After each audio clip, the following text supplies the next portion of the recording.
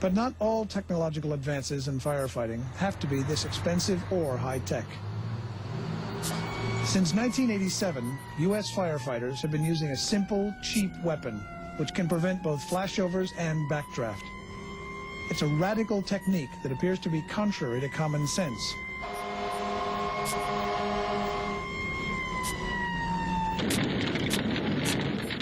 These North Carolina firefighters have been called to a domestic fire. It's a wooden house, and the fire's building rapidly. As the hoses are laid out, two of the crew remove a large fan from the emergency truck and move it into position in front of the door.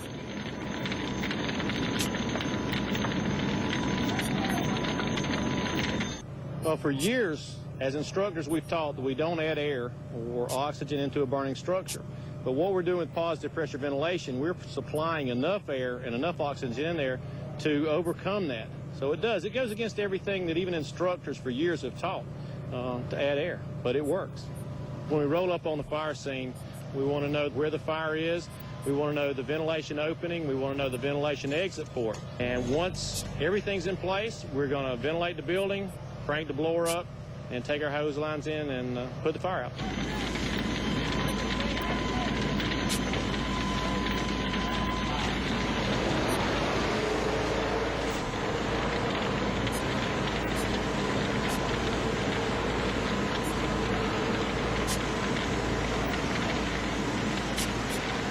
The fans have specially designed blades which force hundreds of cubic feet of air in through the door, pushing the heat, the flames, and the smoke back as it rushes through the room.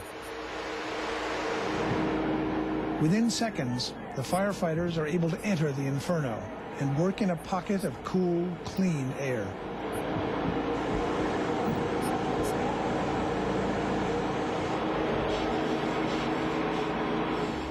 Positive pressure requires quite a bit of training. It's not something that we can just buy and put on the truck and say, we watched a video and now let's go use it. There is a lot of training into it.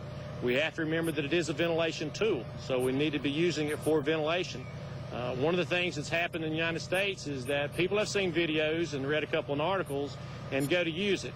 And if positive pressure ventilation turns out wrong, it's because generally they used it wrong. Here, the crew failed to make an escape route at the rear of the building for the smoke and flames. When they start the fan, it simply blows the burning smoke straight back into their faces. Positive pressure ventilation has already saved a lot of lives, not only in the fire service, but also the victims and the people that we're going out there to protect. There's a lot of countries not using positive pressure ventilation, but it is the wave of the future. And I think it's like in the United States. It just took some people, it took effort to prove that positive pressure ventilation works. Once they try it, and that's the biggest thing there, once they try it, they're going to like positive pressure ventilation and start using it. Flashover is something that happens quite frequently because of the houses or the new houses today, the new construction, the type of material that we're using, the windows, the doors, the insulation. So today's firefighting is much more dangerous because of the fact that flashover and backdraft, you're going to see a lot more of that in the future. And positive pressure ventilation is one way of keeping that flashover from happening, especially on your firefighters when they make that entry.